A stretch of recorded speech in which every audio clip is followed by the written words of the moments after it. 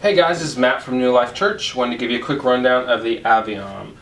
Basically what it is your personal in-ear monitor mixer. You plug your in-ears into the appropriate jack on here, and which we usually have the cables sitting around. And then basically the idea is you just mix what you want in your ears. This selects the instrument or vocal, and this adjusts the volume of it. Then also you've got the pan control, which I'll talk a little bit about. It's very, very helpful. So that's kind of the basic functionality of it. You've also got your bass, treble, and master here.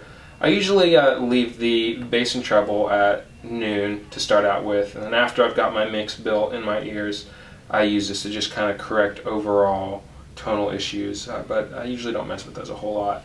And then you've got your master volume. Setting your master volume is very important. First, to begin with, I usually instead of having to kind of correct a bunch of crazy issues from whoever used it first, or used it before I did, I usually start off with a blank slate.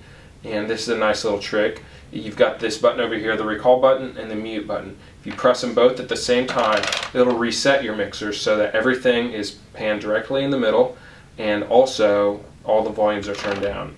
So this is a good way to start, so you can kind of mix from the ground up. At that point, I usually set my master anywhere between 12 o'clock and 2:30, depending on what ears I'm using. But you can usually set it about there and be pretty good, depending on the type of ears again. And then what I would do is I would start, well, for me, you can start in a lot of different places. You can start with your vocal or your instrument and get it at a good volume. And it's important to have some headroom. Basically what I mean by that is you want to have your master set to a point where you can turn up what you need to hear, your instrument for instance, to a point where it's loud enough kind of near the middle of the range, so that you can turn it up louder if you need to, or go softer and make fine adjustments without having to go to crazy lengths. So anyway, so you kind of go through, build what you want to hear. Usually I think it's really important for your in-ear mix to kind of sound like a CD. You want it to be enjoyable to listen to, because if your in-ears feel good, everything else is going to feel really good. So, a lot of times on an album, you're going to hear everything clearly. You're going to hear the bass and the drums and how they interact, the keys, the electric guitars, everything in context. Because when you hear things in a larger context, you're going to do a better job of fitting into that context and blending. Vocalists, you definitely need to have each other in your ears. You need to be able to hear the people that you're harmonizing with, and then you also need to have a melodic or melodic instrument in your ears. A lot of vocalists like to have a good bit of keys in their ears, and then you're going to obviously need something, especially click track, in your ears. Quick note here. Very important for vocalists to have click track in their ears, just as important as it is for electric guitarists and acoustic guitarists to have click track in your ears. It just helps keep everything on the same page, locked into a tempo. Just helps tighten things up. So that's very important. So you want to build a mix so that you've got some context, and so you can relate to whatever else the band is doing. You don't want to be the only thing in your ears. Okay, so from there, taught you how to reset everything. Mute and recall at the same time, so that resets everything. And you build your mix. Really quick thing, important thing to note is you've got this pan knob here. Some people may think that that's unimportant, but what it does, if you've got 16 things in your ears here, all turned up to a moderate volume, and everything panned to the center, you're going to effectively have a mono in your mix, and things are going to feel really cluttered. To give more clarity to your mix in your ears, it'll feel 1,000 times better, I promise you. More clarity. Find strategic ways to pan things out. I usually keep bass and drums and click in the center, usually keys in the center, and then if you're a vocalist, you'd want to keep yourself in the center.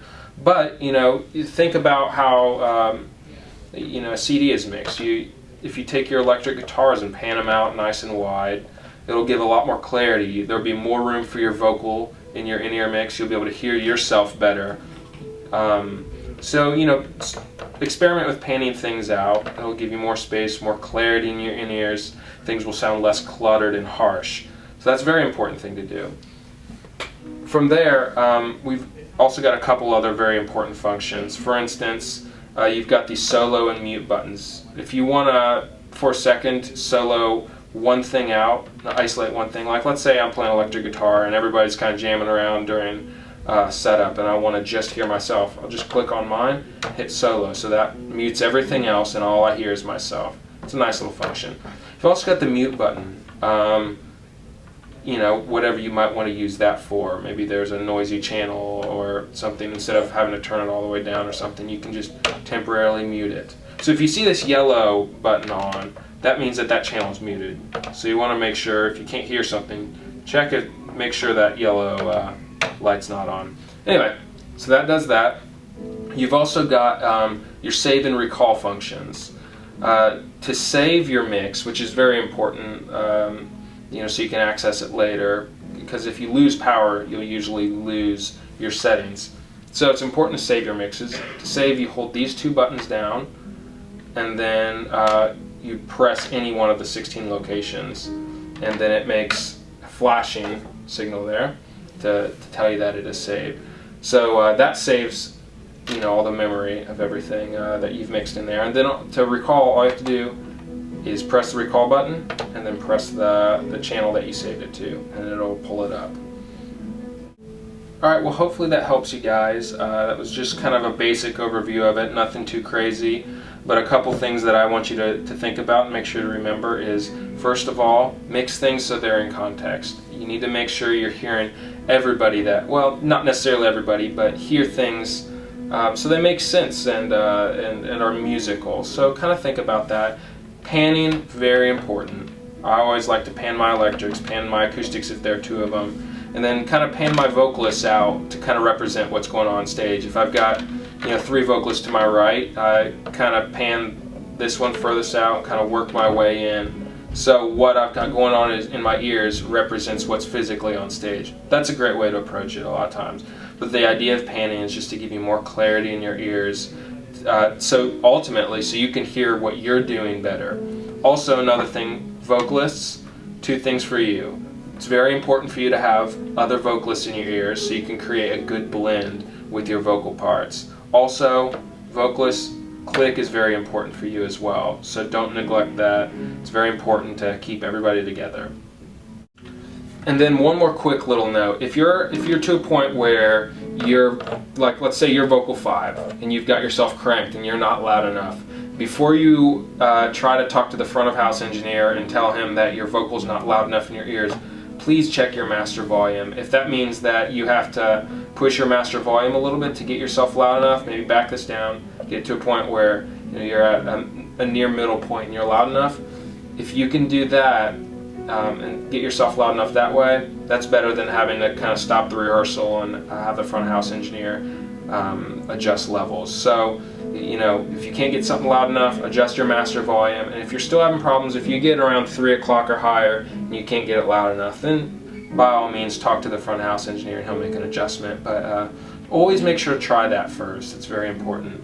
That kind of concludes everything that I wanted to show you guys. If you have any questions, feel free to post them in the comments section, or just get a hold of me if you've got my email or phone number. Alright, hope that helps, guys. Thanks.